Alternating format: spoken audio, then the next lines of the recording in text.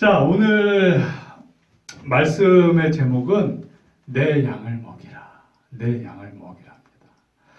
아주 유명한 우리 구절이에요. 그래서 우리 한번 한 구절씩 보면서 한번 보자고요. 15절에 보면 그들이 조밥 먹은 후에 예수께서 시몬 베드로에게 이르시되 요한의 아들 시몬아 내가 이 사람들보다 나를 더 사랑하느냐. 여기서 이제 사랑은 이제 명사형은 아가페고 동사형은 아가파오예요. 내가 나를 더 사랑하느냐 아가파오 하느냐 하시니 이르되 주님 그러하나이다. 내가 주님을 사랑하는 줄 주님께서 아시나이다. 근데 여기서는 아가파오로 물어봤는데 베드로는 필레오로 대답해요. 필레오로 사랑합니다. 이렇게 대답해요.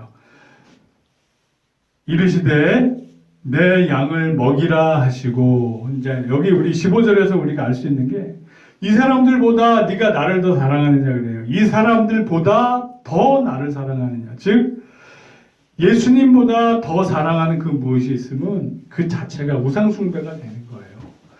우리 삶의 존재 이유이자 목적이 예수 그리스도고 그분 안에 속해서 그분의 백성으로 사는 거기 때문에 그 베드로가 그래요.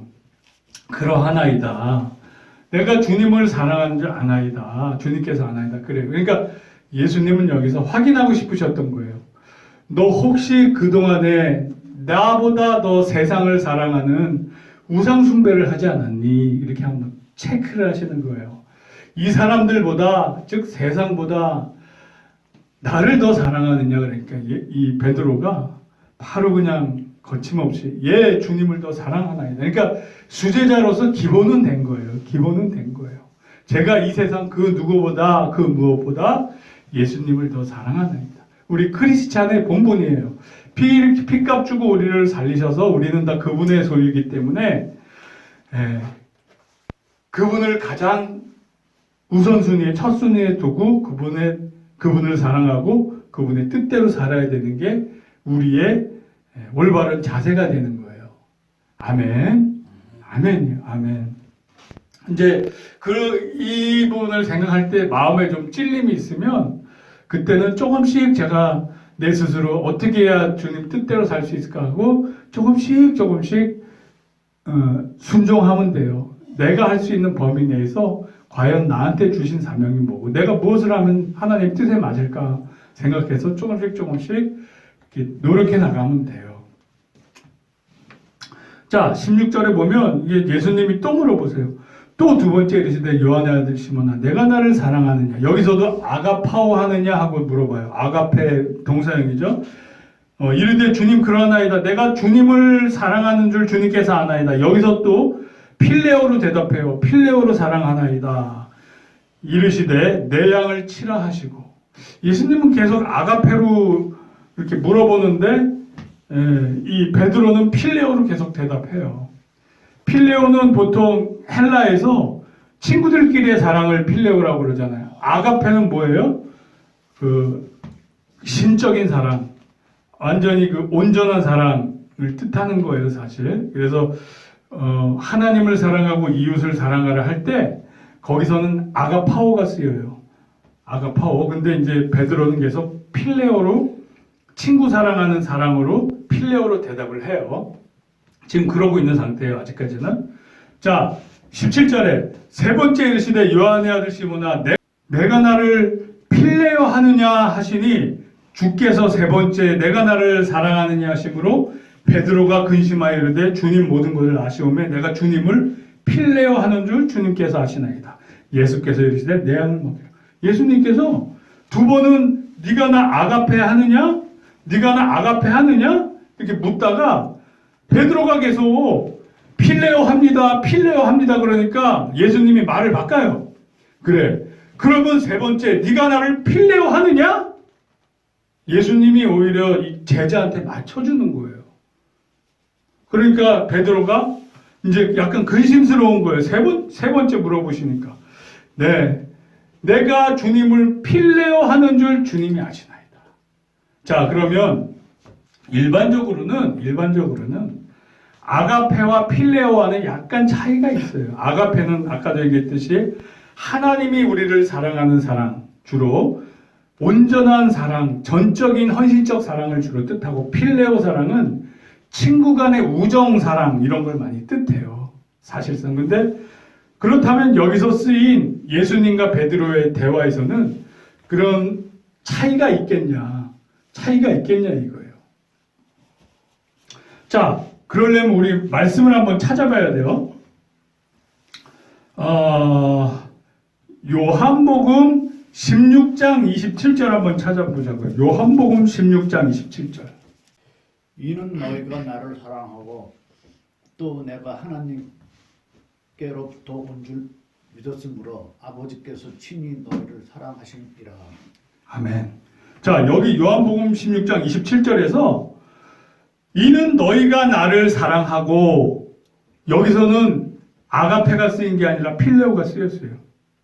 너희가 나를 필레오 하니까 내가 하나님께로부터 온 줄 믿었으므로 아버지께서 친히 너희를 필레오 하심이라. 그러니까 여기서는 아가페나 필레오나 구분이 없어요. 하나님과 우리 간에도 그냥 필레오 사랑하는 거예요. 그냥 아가페 사랑이 아니라 하나님도 우리를 필레오 사랑하신대요. 친구처럼 생각하는 친구 같은 사랑을 하신대요.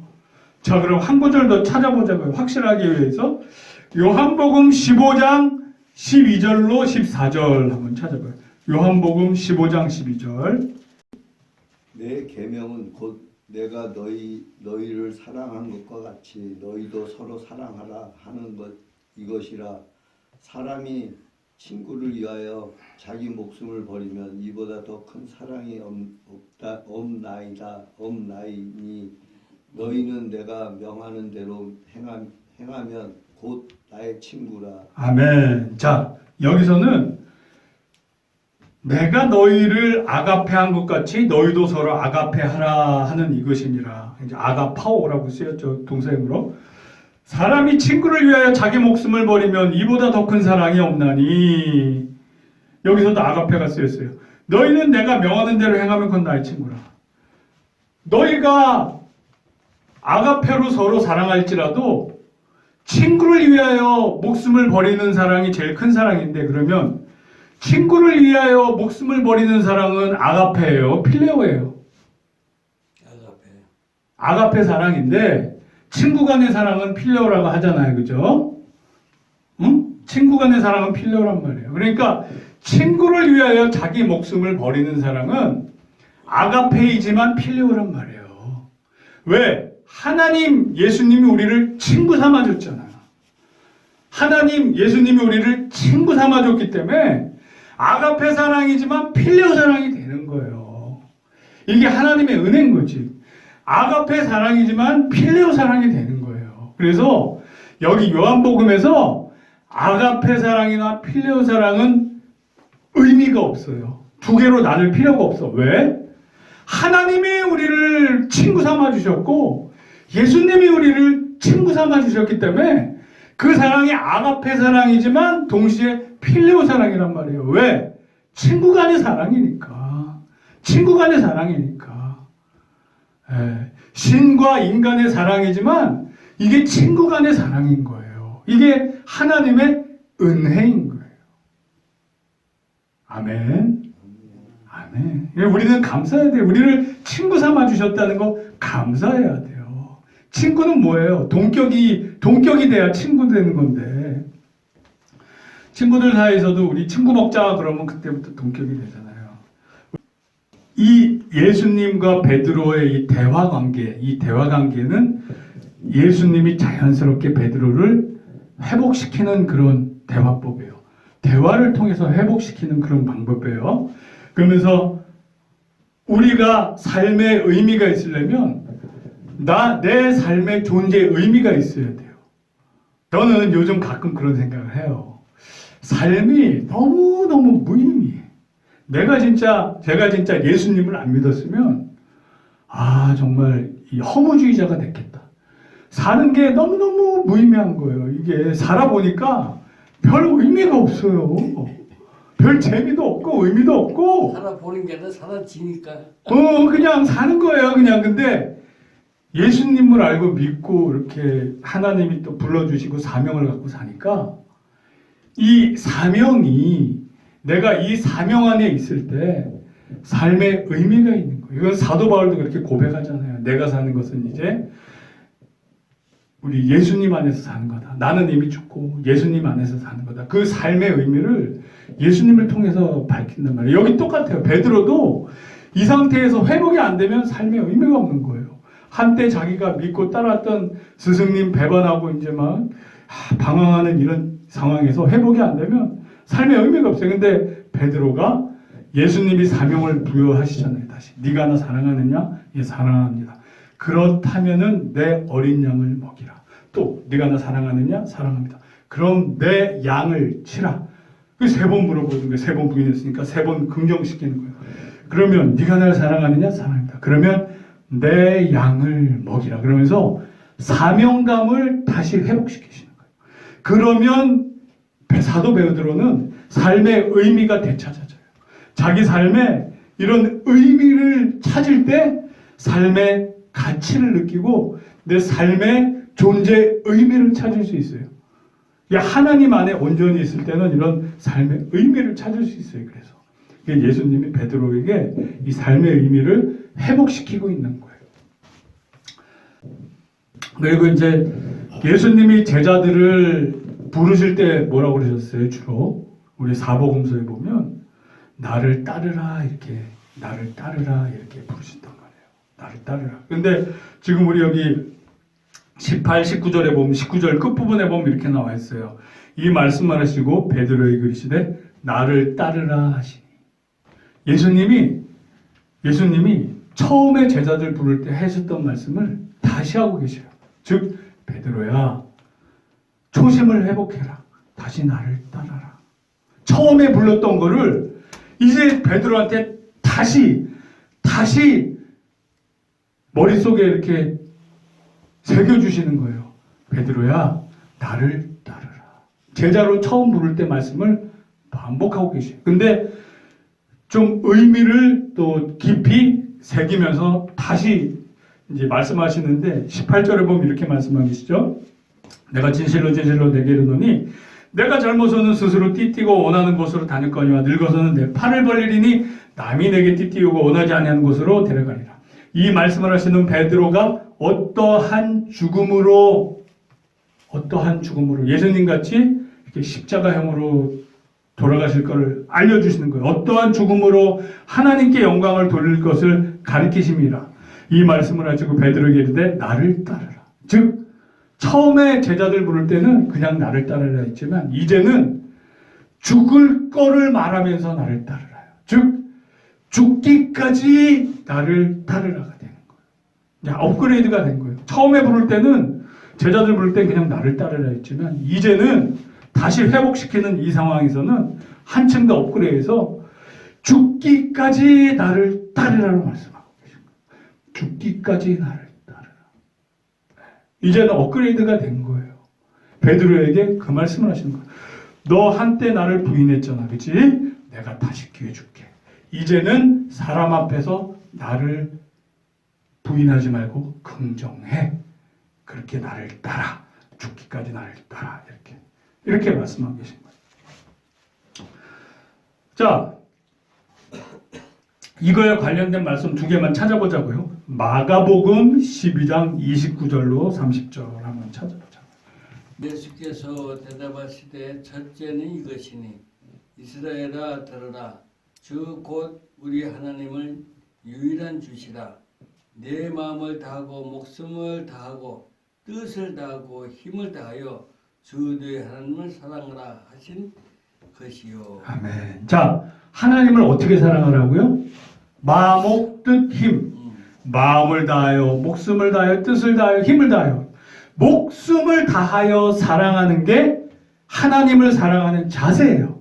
근데 그게 예수님한테 적용이 된 거예요.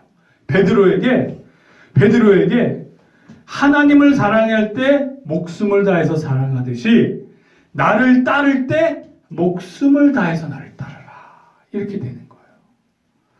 자, 이제 저와 여러분들은 목숨을 다해서 주님을, 우리 주님 예수님을 따라야 되는 존재가 된 거예요.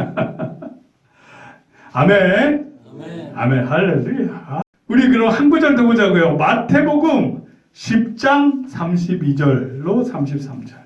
누구든지 사람 앞에서 나를 시인하면 나도 하늘에 계신 내 아버지 앞에서 그를 시인할 것이요 누구든지 사람 앞에서 나를 부인하면 나도 하늘에 계신 내 아버지 앞에서 그를 부인하리라. 아멘. 이 예수님의 말씀이에요. 베드로에 대한 말씀이기도 해요. 베드로가 사람 앞에서 예수님을 부인했었잖아요. 그러니까 예수님이 온전히 다시 회복시키시는 거예요. 타락하고 방황하는 베드로, 구원받지 못할 베드로를 기회를 줘서 다시 구원시키는 거예요. 왜? 예수님의 말씀이 사람 앞에 나를 부인하면 나도 하나님 앞에서 너 부인할 거야. 하지만 사람 앞에서 네가 날 인정하면 내가 너 인정해. 그러나 마지막 때 베드로는 예수님을 부인하지 않았어요. 십자가에 거꾸로 박혀 돌아가시면서 예수님을 인정하면서 돌아가셨어요. 그러면서 전래에 내려오는 전승에 의하면 거꾸로 박혀 돌아가시면서 그 주변에 있는 그 로마 이 병정 사람들한테 여러분들도 예수 믿고 천국 가세요. 그러면서 돌아가셨대요.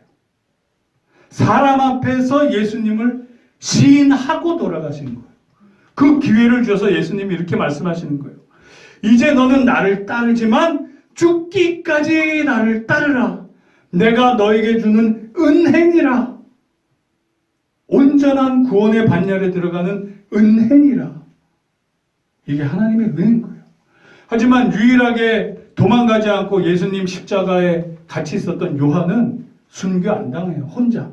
다 도망갔던 사람들은 다시 사람들 앞에서 부인하지 않고 시인할 수 있는 기회로 순교의 자리로 다 순교로 하나님께 영광 돌려요.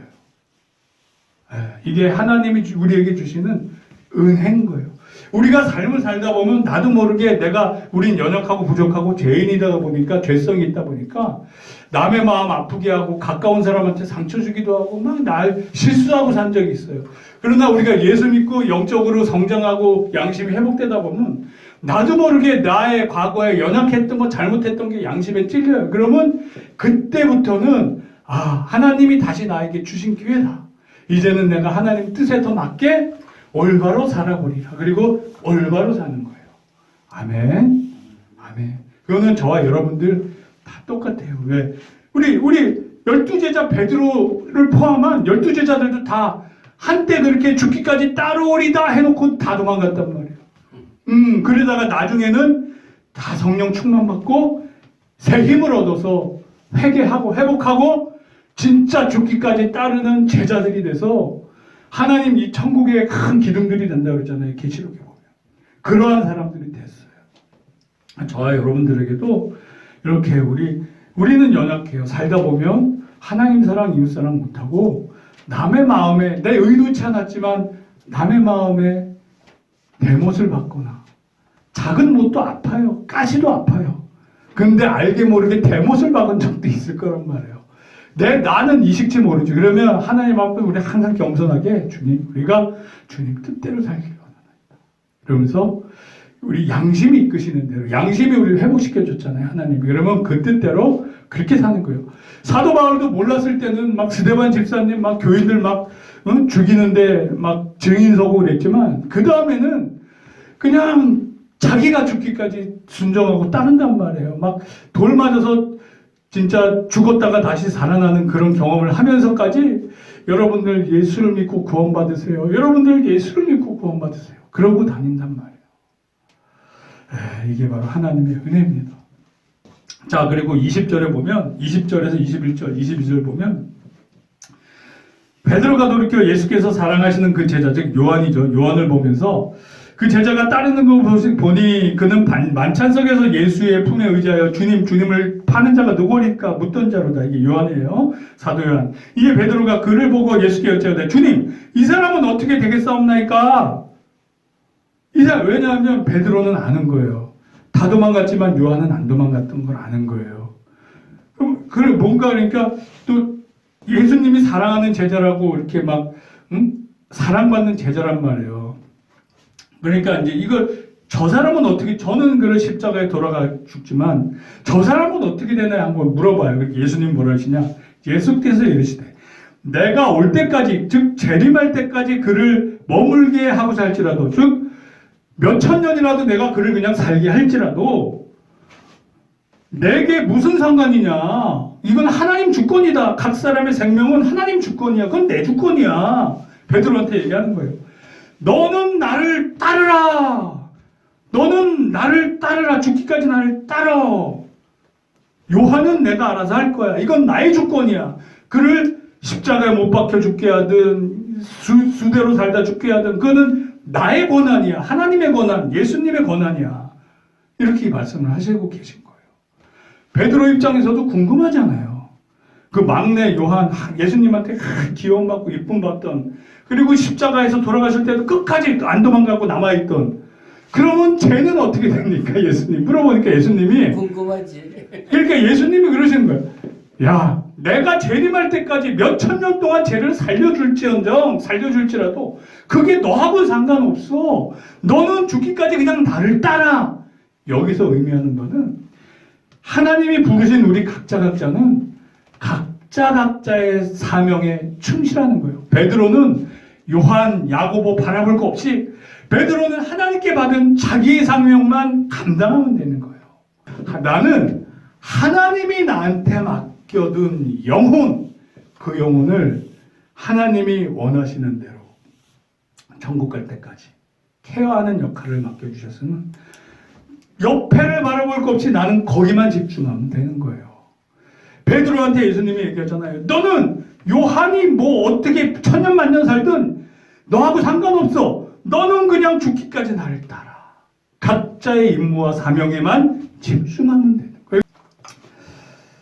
자, 결론. 우리 삶의 존재 이유를 주님 앞에서 다시 회복해야 돼요. 예수님이 우리 베드로의 그 삶의 존재 이유를 막 회복시켜 주시는 거예요. 방황하고 믿음 잃었던 그 상태를 막 회복시켜 주시는 거예요.